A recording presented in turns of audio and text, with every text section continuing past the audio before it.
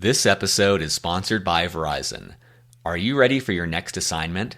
As a leading communications technology company, Verizon is always looking for experienced leaders to step forward and help us stay competitive in the global marketplace. More than 10,000 veterans contribute their skills across our entire business. We're proud to work alongside them each day and fortunate to benefit from their outstanding skills, discipline, and experience. To learn more about joining our team, check out verizon.com/military. Welcome back to Beyond the Uniform. I'm Justin Asiri, and my goal is to help military veterans and their families succeed in their civilian career. Today's episode number 313 with Tyler Johnston. And at GE, I was a project manager, so I actually kind of stepped a little bit away from sales, and I was on the execution side, where after a deal was closed, it was handed off to me. And I always joked that I was basically a punching bag for customers. You know, I managed the ConocoPhillips account up in the North Slope of Alaska. And right when I took it over, I got a call from the plant manager, and he dropped like 40 F-bombs on me in probably the course of like 5 minutes. It was like a better chew out session than I had ever gotten in the Marine Corps, right? And I'm like, okay. So a lot of times the sales guys would structure deals that were, unrealistic and not achievable, just to kick them over the fence and get them signed. And then there's somebody in execution that has to deal with all of that. Well, you're enjoying a conversation when midway through, you're already planning the next interview. Tyler's awesome. I just really appreciated so much about this interview. The thing that stands out to me most is his mastery in sales. He talks about his career, which is a variety of different experiences in the functional role of sales, while also having most of that in the industry of energy. And what I appreciated about his story is hearing about how throughout his career, he's picked up different tools, different tricks, different skills that over time have allowed him to really have a mastery of this field in sales. I also appreciated his ability to communicate extremely effectively why veterans are well suited to sales, why this may be an appealing career path, even if you think it's the least likely career path that you would want to pursue.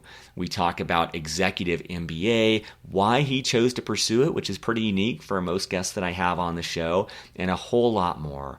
As always, at beyondtheuniform.org, you'll find show notes for this episode, including a text transcript, thanks to Kathleen Dillon, as well as links to everything we discuss. You'll also find over 300 episodes just like this. So with that, let's dive in to my conversation with Tyler. Well, joining me today in Houston, Texas, my guest is Tyler Johnston. Tyler, welcome to Beyond the Uniform. Hi, Justin. Thanks for having me. Wanted to thank John Allen from episode 155 for referring us to Tyler. For listeners, Tyler is a sales director at a company called Black & Veatch's corporate strategic accounts team. In that capacity, he's responsible for managing global relationships in the technology sector and helping his clients build critical infrastructure solutions that consolidate the EPC's power, water, telecom, and consulting offerings. He started out at the Naval Academy, served as an infantry officer in the U.S. Marine Corps for 5 years, and has held positions at NRG Energy, Genera Electric, and Shift.org. He's also earned his MBA at Columbia Business School. So Tyler, maybe to kick things off, what's not in that bio that you want to make sure listeners know? Yeah, absolutely. My younger brother was also in the Marine Corps. His name was Troy Johnston. He enlisted in 2008 while I was going through Infantry Officer course, and we got to Camp Pendleton right around the same time. So got to basically serve throughout the same time that he was there. And I really think that he gave me a really interesting perspective on being an officer. I almost had a second group of enlisted friends from 1st Reconnaissance Battalion throughout the time I served, and really got an inside perspective on the impact that officers had on the life of enlisted folks. And I think he made me a lot better. He served as a scout sniper in 1st Recon for 8 years. and he passed away about 18 months ago in a car accident. Prior to him passing away, he was a contractor in Afghanistan, and he had done that for about a year and did 3 deployments. So I try to bring him up as often as I can, and I have a Dr. Seuss tribute to him on my arm. So, and I think it's just important for families who've brothers and sisters who've lost their brothers and sisters to understand that there's a network of folks out there like you, and there's a lot of support from people who've experienced what you have.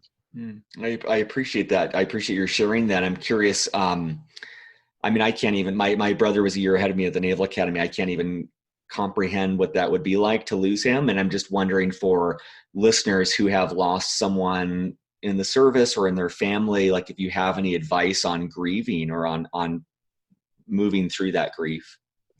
Yeah, I would say talk about them as often as you can. Anytime I meet folks who've lost siblings, especially siblings who were serving, I tell them the only way we keep them alive is by continuing to talk about them and echo their name.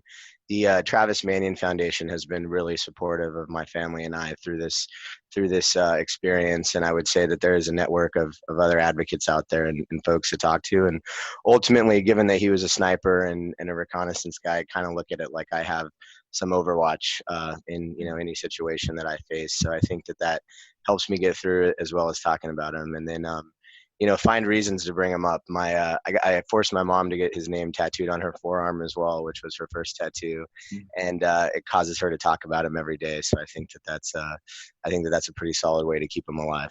That's powerful. I love that. I love that thought of like the tattoo is like this kind of forcing function to have people ask about it. What was the significance of Dr. Seuss? So my brother and I grew up with as big Dr. Seuss fans. There's multiple stories that were important to both of us.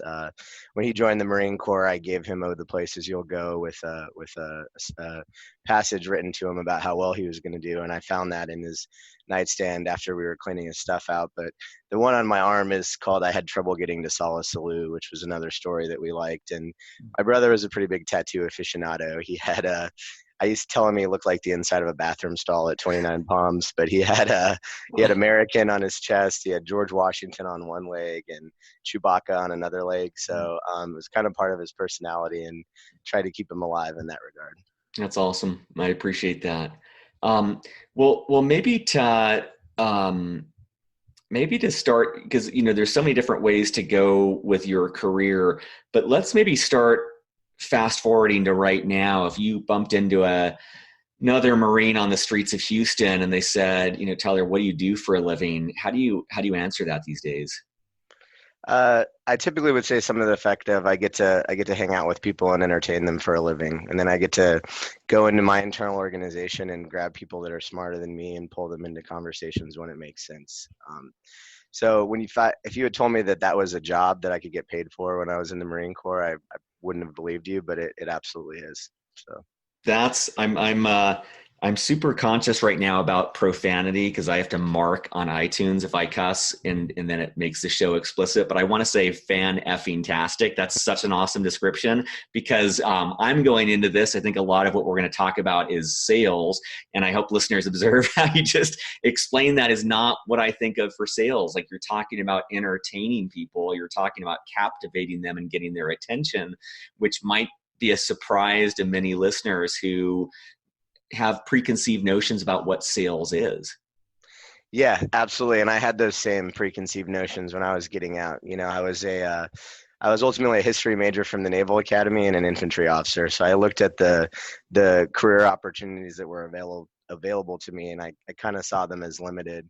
And luckily I had some really solid mentors that helped me understand really how to translate the skills that I had developed in the Marine Corps into sales. And I stopped thinking about sales as, a used car salesman in a plaid jacket forcing people to buy something they didn't want, and much more as a consultant that ultimately identifies a problem to a client's solution and then works with that client to carry that solution through their organization ultimately to approval. I love it. And for listeners, we're going to get to rewinding the clock and kind of how Tyler got here. But I really appreciated in the emails we were trading, you had a really cool breakdown of how you view sales through the lens of your Marine Corps experience. And I'm curious if you could share a little bit more with listeners about that perspective. Yeah, absolutely. I guess was kind of starting at the beginning. When I was getting out, I most of my time in the Marine Corps had been spent as a combat advisor. So in Iraq, I had advised the Iraqi police, and I had built some joint Iraqi Army, Iraqi police training programs that were successful. And then when I got back from that deployment, our battalion, 2nd Battalion, 1st Marines, pulled all the weapons platoon commanders into advisor roles, and we were embedded advisors organic to the battalion. So we got to pick some of our own guys from our weapons platoon and really form like almost, an SF style advisory team within the battalion. And I lived with the Afghan army for 7 months. I had 4 Afghan bases, 2 of them with Marines on them, and 20 Marines spread out that were ultimately advising key leaders throughout our Afghan company's organization. And when I was getting out, I explained that to one of my mentors, and he said, that's enterprise sales. That's embedding in an organization, identifying key influencers, building rapport, and ultimately advancing an agenda through that organization that your boss wants you to advance. And what it really is developing a coach who you can basically put up on the stage and put their name in lights, so that in the background, you're orchestrating a lot of what's going on, but at the end of the day, they're the ones that are going to get credit for it, and they're the ones that are going to, ultimately be successful with their mission. That's great. And so let's kind of maybe continue that vein. Let's rewind the clock. How did you approach the decision to leave the Marines, and what was that first job search like? Yeah, so as I was getting out, I gotten that advice from a mentor that enterprise sales was pretty similar to advising, and then as I went through that career, there's other parallels which I'm sure we'll talk about. But to me, I looked at the industries that I could potentially work in, and my wife and I always say that we believe that the 2 most important industries are healthcare and energy in terms of wicked problems of the future. And she works in healthcare, I work in energy. So that's kind of why I gravitated toward it. And I went through Orion, one of the JO headhunters, and found a really good opportunity with Siemens Energy, which was the former Westinghouse business that Siemens had acquired, but they sold gas turbines, generators, wind turbines, and really large multi-million-dollar equipment to generate power. And the sales and lead cycle on these deals are long.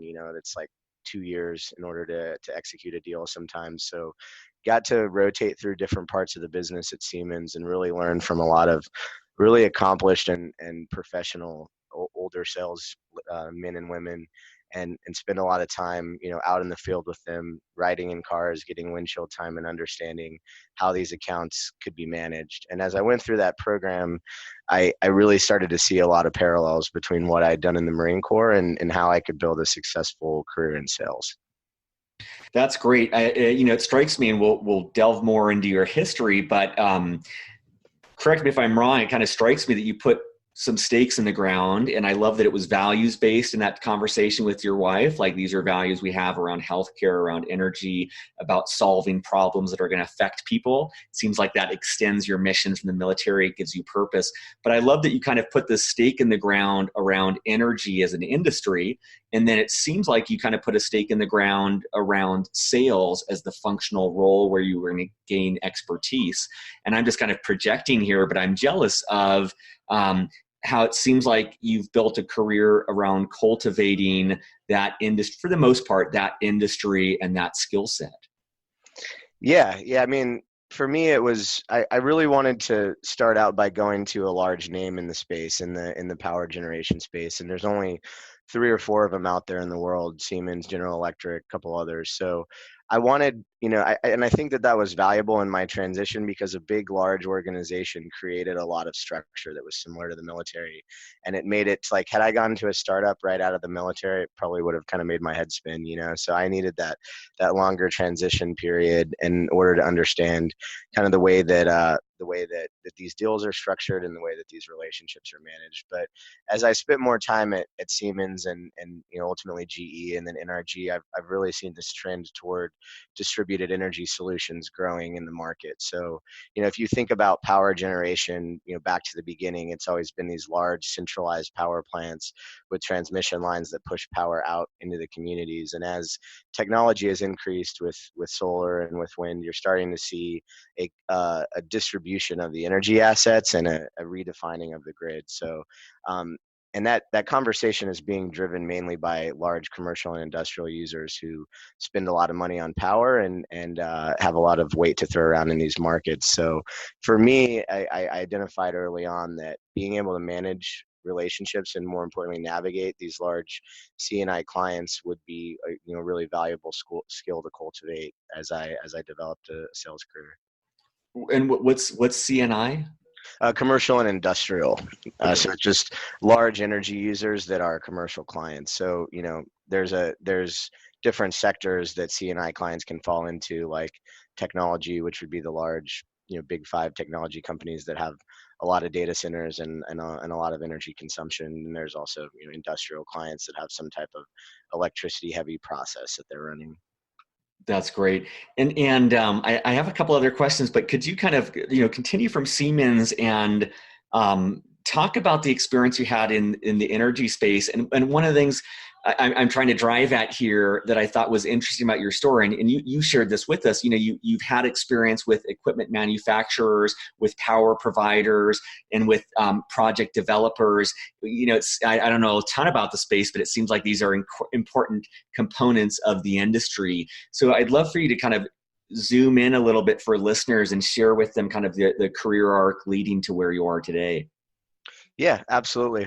So at Siemens, it was a great introduction into enterprise sales. They had a division called Power System Sales that sold all of the equipment that Siemens manufactured, services and new units. So I was able to do various rotations in both marketing and technical sales, which are the people that are putting together proposals and pricing and negotiating commercial terms, and then also time with folks out in the field that were actually managing these client relationships at the initial point of entry. And throughout all of that, I really got an appreciation for the equipment that generates power. I think that's a big component of it, but it's not the entire value chain. There's other pieces to that.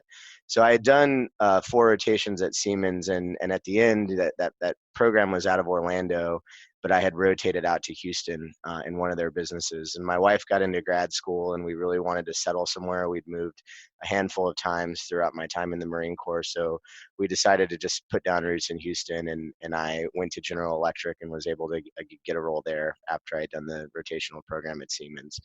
And at GE, I was a project manager, so I actually kind of stepped a little bit away from sales, and I was on the execution side, where after a deal was closed, it was handed off to me.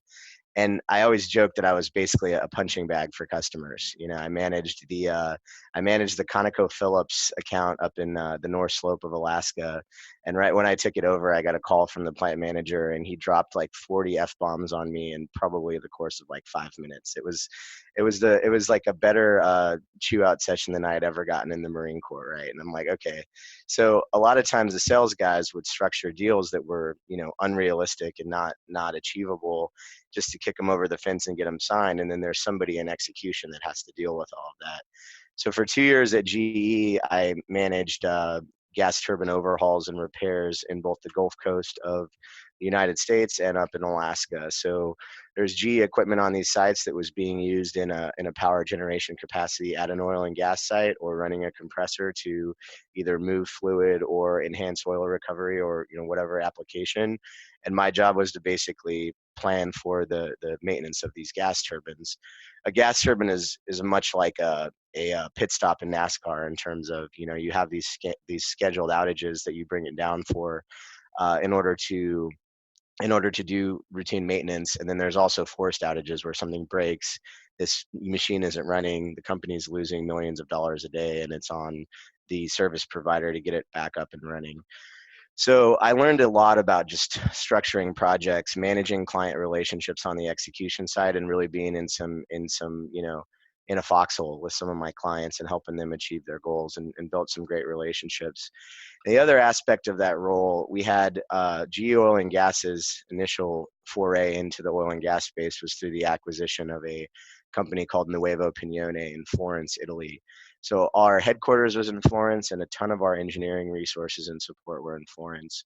And early on in my time at GE, we had a lot of issues with things not moving effectively through Florence, or communications disconnects between clients in the Gulf Coast and engineers in Italy.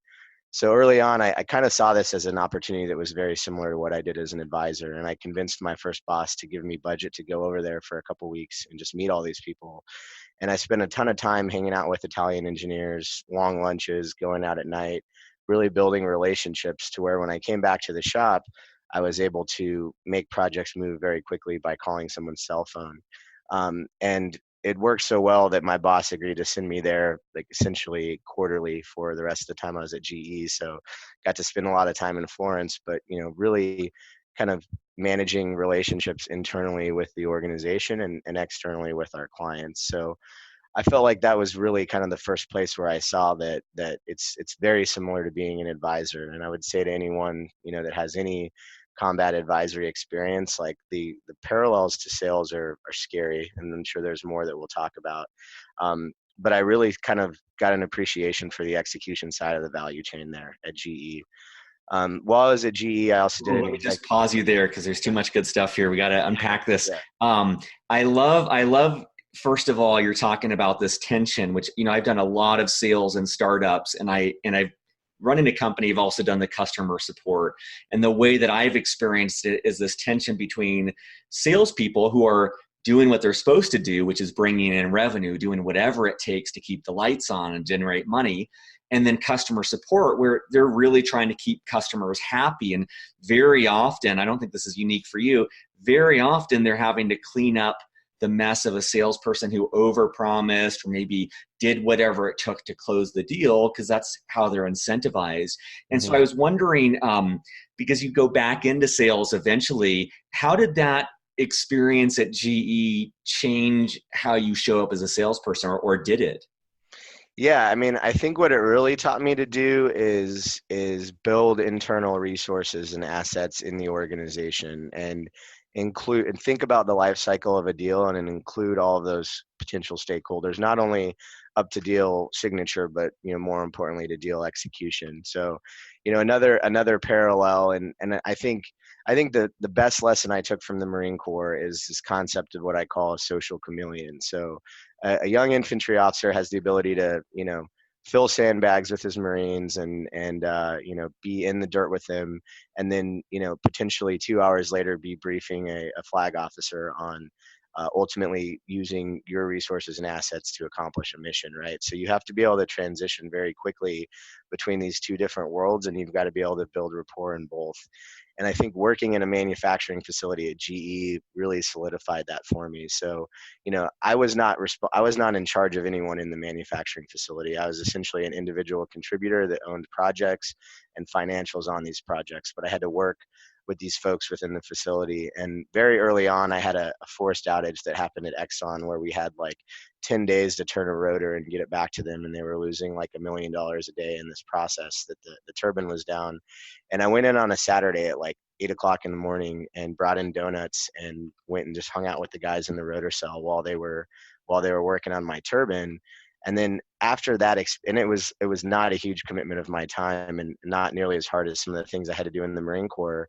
But after that experience, I started to get priority of fires on all of these different assets within the organization, because I'm ultimately competing against a bunch of other folks that are, doing the same thing as me. And if I've got rapport built with all of these key pieces of the internal organization, then I'm going to be able to get the best talent to work on my project, and I'm ultimately going to be able to deliver the best solution to my clients.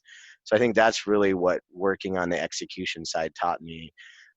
Being a project manager is very similar to like kind of some of the things we do in the military. So it's a great transition role, but more, it gives you an appreciation for like executing a realistic project. And I think it makes you a far superior salesperson, because it forces you to go out in your organization and build rapport with the technical resources that are actually going to make whatever you're trying to sell to your client a reality.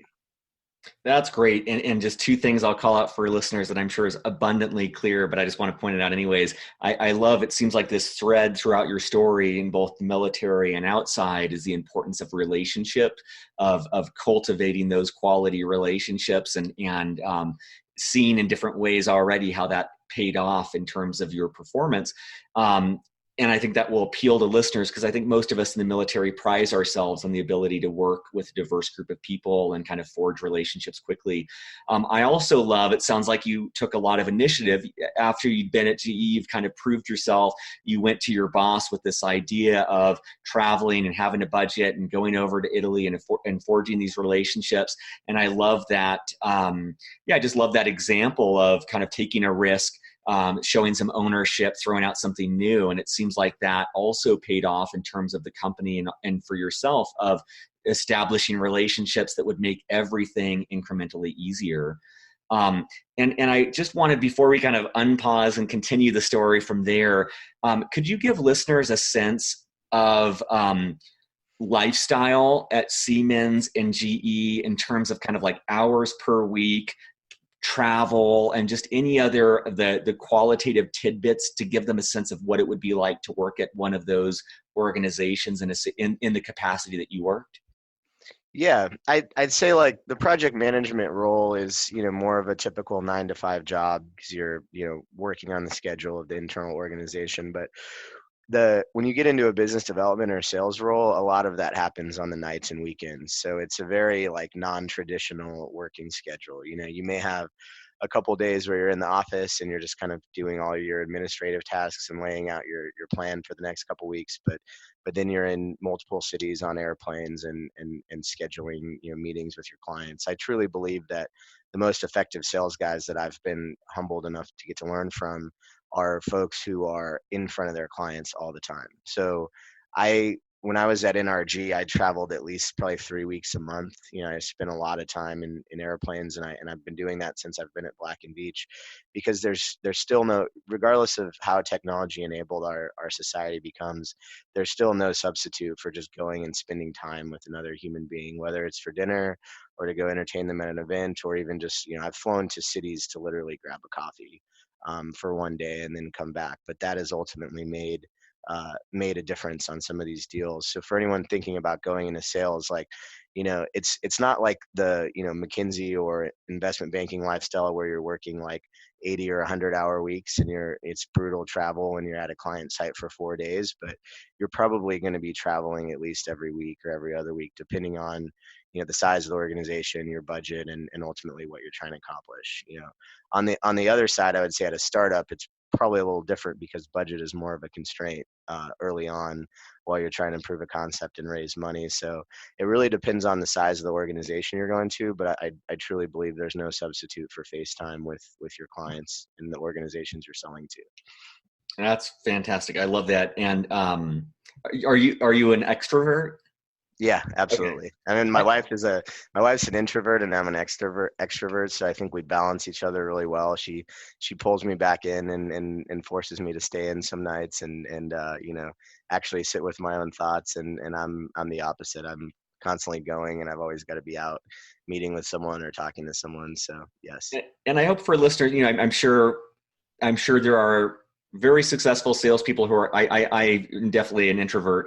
I'm sure there's very successful introverts in sales too. So I'm not trying to make a distinction that that should play a role, but I think it's worth, if you're listening to Tyler's description of jet setting and having an expense account and going and grab, like literally flying to a city to grab coffee and forge a relationship, if that energizes you, that's something to investigate, because this talk about a career that's going to feed you and nurture you in terms of being able to travel and go out and spend time having lunch with people and things like that. I prefer to like grab lunch and read quietly in a corner. And so like that might be an indication that this type of sales at least might not be appealing to you. But I love the granularity you're providing for listeners, because it is one view of sales, but I think a great view of Tyler's experience with sales and giving listeners a sense of that, if that would be appealing to them.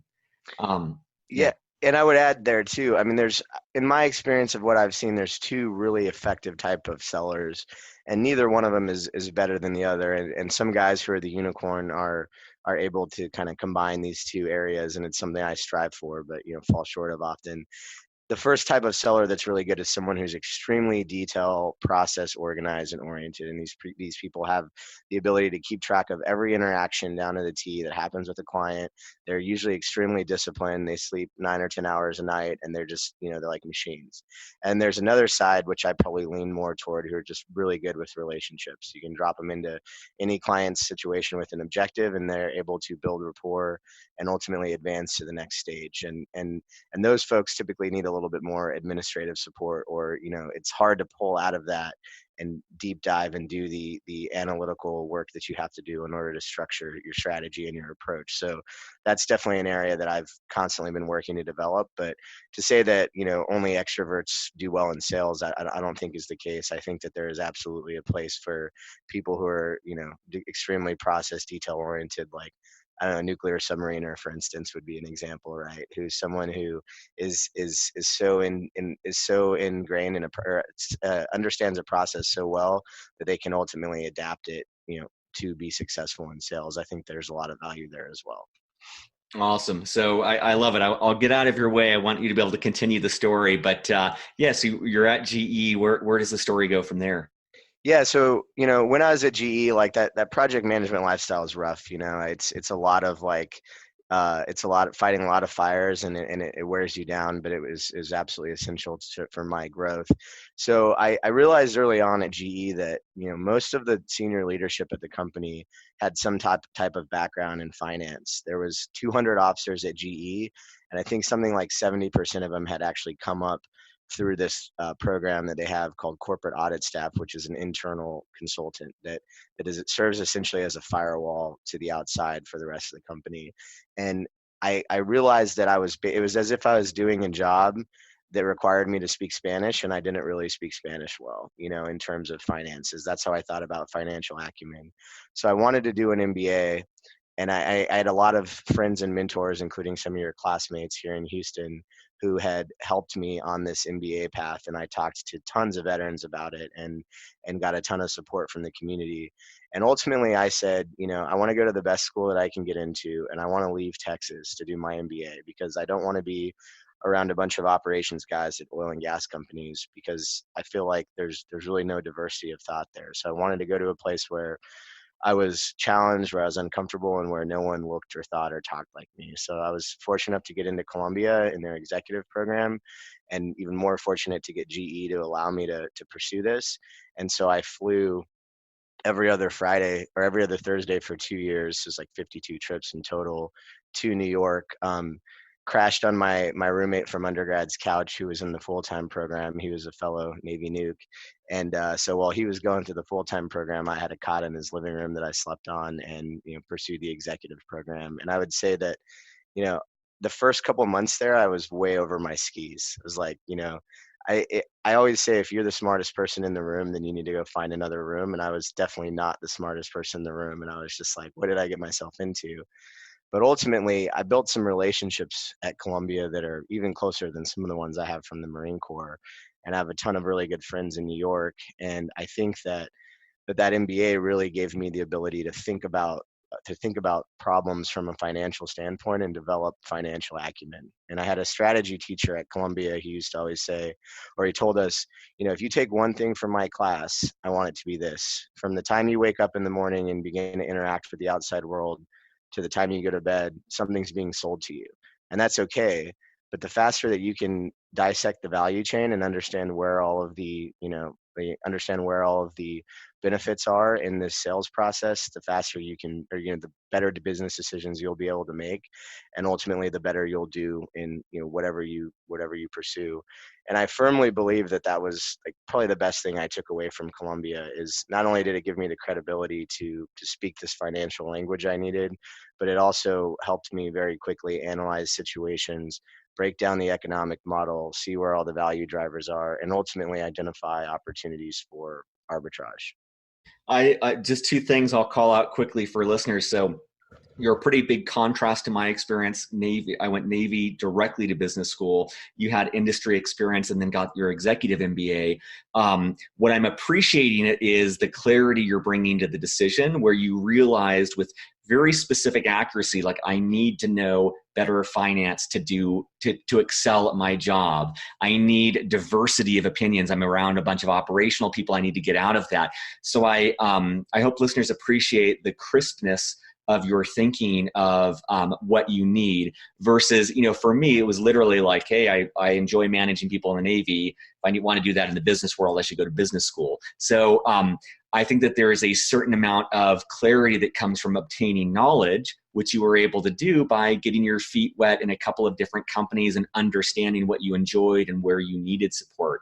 And then I also just want to applaud you on your willingness to get out of your comfort zone. I know we talk about that a lot on the show, but the comfortable thing, in my opinion, would have been to stay in Houston, to be around these people, to kind of be in that environment. And I love that it seems like you were seeking a diversity of opinion, a diversity of background, to be uncomfortable. And I imagine a lot of good things came in terms of growth from being out of your comfort zone for those 2 years. And by, just wild traveling that regularly on top of a job is pretty, that would make me uncomfortable about it. But I imagine it made you grow an exceptional amount in those 2 years.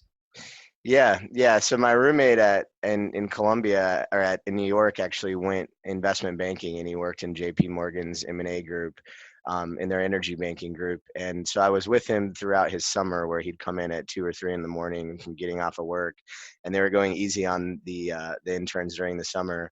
So it was usually a lot later once he became an associate. But I got really interested in iBanking and even thought about doing it for a little while. And I connected with a bunch of veterans in Houston and all the different banks, and did just initial coffee chats at most of the bulge bracket banks, which I'm sure you're familiar with kind of how that process worked. But it really forced me to refine my story, get laser focused on being able to explain why I thought that I would do well in this world. And, I probably had 20 or 30 of these coffee chats, which forced me way out of my comfort zone. And by the end of them, I essentially had a deep dive, soul search with myself, and said, there's no way that you're going to be successful being in front of Excel for 14 hours a day. So chose not to pursue it. But, through that exercise, I built a lot of close friendships at some of these banks. And these are guys that are fellow vets that we're talking to on a daily basis about multiple deals that we're working. So I think, going through the MBA program and going through either the consulting interview route or the banking interview route, it's extremely painful from what I witnessed and the little bit of it I did. But I think it really kind of forces you to think more holistically about an industry that you're interested in, and it helps you build a network of fellow vets. There's a very clear veteran mafia at all of these different places, and there's a ton of great guys out there that are willing to spend time helping you think through your career growth. And I think that that's probably one of the largest benefits of serving that I've seen. That's awesome. So you're take us through the story then. So yeah, where do you go from there? Yeah, so after I finished my MBA, I had really decided that I wanted to get closer to the front end of deals. Scrap the ideas of either doing banking or consulting. No offense to anyone that did those. I think they're extremely valuable, but realized that wasn't where my strong suits lied. So I actually was able to get a job at NRG Energy during a really interesting time in the company. Started there in 2016, the last couple months of the MBA program, and they were going through a really big internal transformation. They had a new CEO, and they had some activist investors that had gotten involved with the company. So there was a lot of volatility and change going on there. And I worked in a group there called Business Solutions, which was NRG is a power provider. They sell electricity to end users, but they also develop power generation assets. So they have large conventional power plants that generate power and allow them to play in the wholesale markets. But Business Solutions was focused, on this concept of distributed energy, whether that was on-site solar or off-site renewables, and then other technologies on a site that would add additional value to their offering as a commodity supplier. So it's extremely fortunate to start in business solutions because this group is, which is a sub-tier business of NRG, reports to the CEO, is led by a veteran named Rob Gaudet, who was an Army veteran who served in Kosovo. And him and I developed a relationship pretty early on, and he was a phenomenal mentor to me throughout my time at NRG and even up to today, in terms of really helping me understand how you operate in this space. And from him and others on his staff, including my direct supervisor Linda Clemens, I learned a ton about how you conduct yourself, in a C-suite, and how you interact with senior level clients at Fortune 500 companies. So it was extremely brutal. A couple of years they did this thing called Money Monday, where every Monday we would have to stand up and go through every one of our deals and essentially convince our leadership that this was a valid pursuit, and that we should be spending time on this, and then ultimately advancing deals to closure. So worked at NRG for 2 years developing various renewable projects as well as some commodity deals, and it was probably the most valuable experience to that point of my career. And I don't think that I would have been nearly as effective had I not had the MBA and had not spent time at Siemens and GE, really understanding like how to manage relationships and ultimately how to build rapport with internal assets and bring them to bear for the client. And I'll just call out for listeners, like a concept I'm thinking about a lot lately is mastery. And that's what comes to mind when you're talking about these things is, I think one of the advantages to your having selected the functional area of sales and then the industry of energy is it's allowed you to deepen. And I love the way that you're calling this out for listeners, because we're getting this sense of, every couple of years that you're at a company, you're picking up a new skill set, a new perspective, a new tool that you can apply, and you're gaining insight about what might you need next to become, to become a master of your trade, which you've developed into. So I think that's really awesome. And I'll let you continue the story, but I just wanted to call that out. Yeah, yeah, absolutely. So after I'd been at NRG a couple of years, I got to meet an entrepreneur out of Silicon Valley named Mike Slaw, who I think who's still one of my very close friends. And Mike had a startup called Shift that he had raised some friends and family money on, and was going out to market to try to raise a seed round. So I got connected with Mike and started consulting for him and just doing some advisory work on building a sales organization. So how do you structure a CRM? How do you think about hiring AEs? How do you kind of scale this organization? And it started out really just as a consulting engagement and friendship, where we spent a lot of time on the phone talking about some of these different things. And then in February of 18, he actually raised his seed round with Andreessen Horowitz in the lead, which was really exciting. And he asked me to come on board full time. So I left NRG with Rob and my leadership's blessing to go out and see what this startup thing was all about, because I really wanted to understand the way Silicon Valley operated and understand how these companies are built. And I was with Mike for a year at Shift, and had an awesome experience the whole time. Got to hire a couple AEs, got to kind of really build the initial pipeline and get involved with some of the product development and engineering efforts. And it was a really rewarding experience, and it completely kind of diversified my skills and tools. And it was the exact opposite of working at a couple 100,000 organization like GE, like 20 people at a startup, still fighting similar battles, but kind of from a different position, right? And I was with Mike for a year, and I was really passionate about what we were doing there. We were helping vets transition into the technology industry, but my heart really lied with energy, and my heart was here in Houston. So Mike and I, mutually agreed that we should find a way to transition the efforts to another sales leader, and helped him do that. And now I'm back in the energy industry, where my heart's always been. That's great. I mean, I love the thought of you just constantly getting information of like, okay, I have experience on a big company in the energy sector. Let me just kind of get a couple data points about what it's like to be in a small company outside of energy, and just using that to inform your opinion, making sure that you're headed in the direction you want to. And it sounds like ultimately that led you back to the energy sector, but maybe in an alternate universe, maybe there's something you would have liked more there and could have spun out into a different direction. So I think it's great that you are open to having a diverse experience to better inform what you want to do next. Yeah, and ultimately, a lot of the conversations I'm having now go back to the Bay Area, and I mean, Mike is probably one of the most well-connected veterans in the Bay Area that I've seen, and this our friendship and our partnership has extended well beyond my full-time employment at Shift. I'm still an advisor to the company and still help penetrate different accounts in my space whenever I can. So it was really rewarding just to get to understand, how a startup is built and ultimately how, all the different components that go into that. So I'm fortunate for it. That's awesome. I know we're eating away at the clock here, so let me be a little bit deliberate in a couple last questions. One is we've dabbled in it, but could you kind of dive more into why you think veterans may be well suited to sales? Yeah, absolutely. I think there's three main areas that really help, veterans in general, but more specifically from my experience, folks who are either infantry officers or combat advisors. One is the ability to build a coach, as I talked at length about. When you're advising someone and in a host nation force, you're ultimately you can't just tell them, hey, like if we're gonna go do a raid, this is where you should put your inner cordon, this is where you should put your outer cordon, this is where we're gonna approach from, because then when you execute, there's really no ownership of that whole process. So it's more of a discussion of, hey, we have to go do this thing at this objective. Where should we put the trucks to make sure no one gets in? Where should we put the trucks to make sure no one gets out? And when you help your counterpart build this plan, then they have ownership of it. And when it's successful and their leadership shows up, then you just point at them and say, hey, this guy did everything. Like I'm just kind of hanging out here.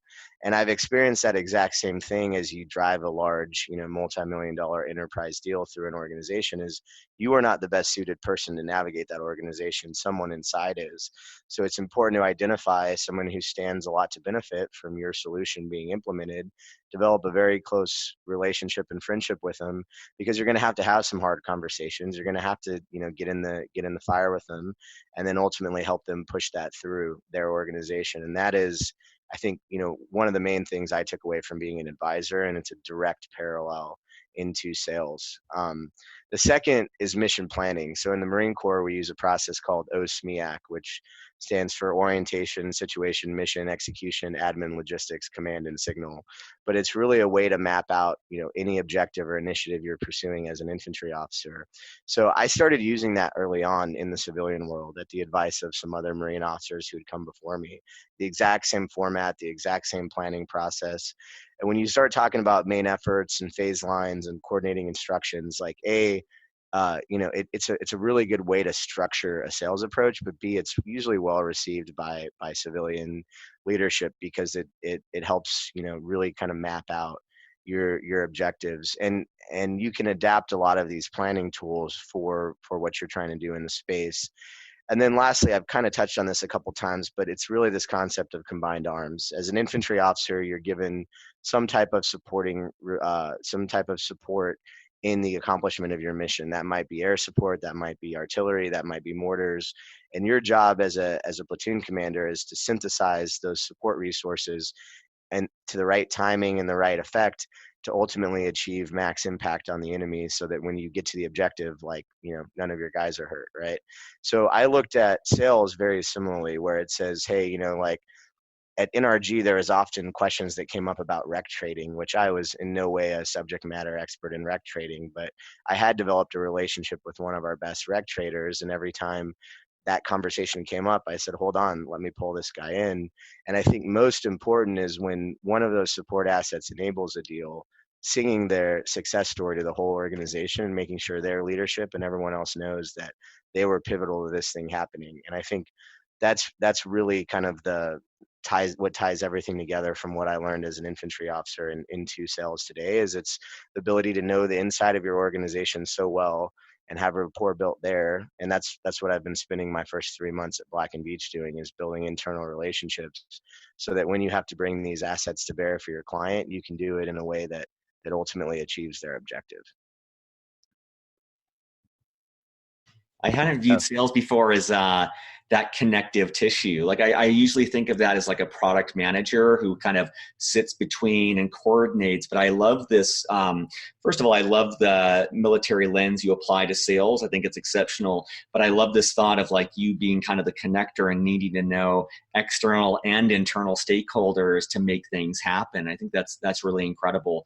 For listeners at beyondtheuniform.org, in the show notes for this episode, we've got Tyler put together a bunch of resources. I don't want to waste time having you go through those, but I'll add those in the show notes. Know that normally I ask about resources, but we kind of ran short on time. Instead, I want to just kind of clear up the last 3 to 5 minutes.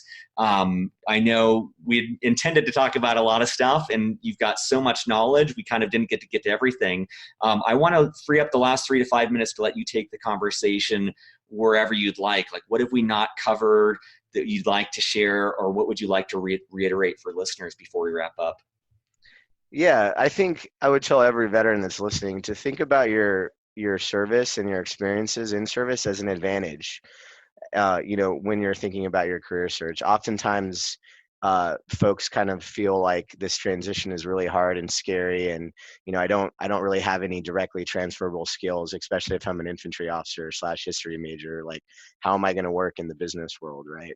And I think that based off kind of some of the things that I highlighted here, that these are absolutely an advantage. That once you figure out how to apply these processes and tools to your pursuit in the civilian world, it's fairly easy to rise to the top of the talent pool in whatever organization you're in. And that's not just specific to being an infantry officer like I talked about. I've had this conversation with nukes, I've had it with SWOs, I've had it with people that have worked in a lot of different areas. And ultimately the military gave us this invaluable skill set and these invaluable tools and mission planning processes that the civilian world desperately needs and can benefit from. So if you find a way to apply those and this isn't just leaning on your service and saying, hey, I'm a veteran, so like I'm qualified to do this, but it's getting into an organization, learning, building rapport, and then thinking back to your military service and figuring out where those parallels are and where you can have the most impact. That is awesome. Well, Tyler, I appreciate your perspective. I'm hoping this is not the last time that you are on the show. I think that you've got so much wealth. I know that for listeners, we talked a little bit more on the sales side, but there's equal knowledge there on the energy sector side. And I really appreciate your time today. Thank you, Justin. I really appreciate you having me. Surface.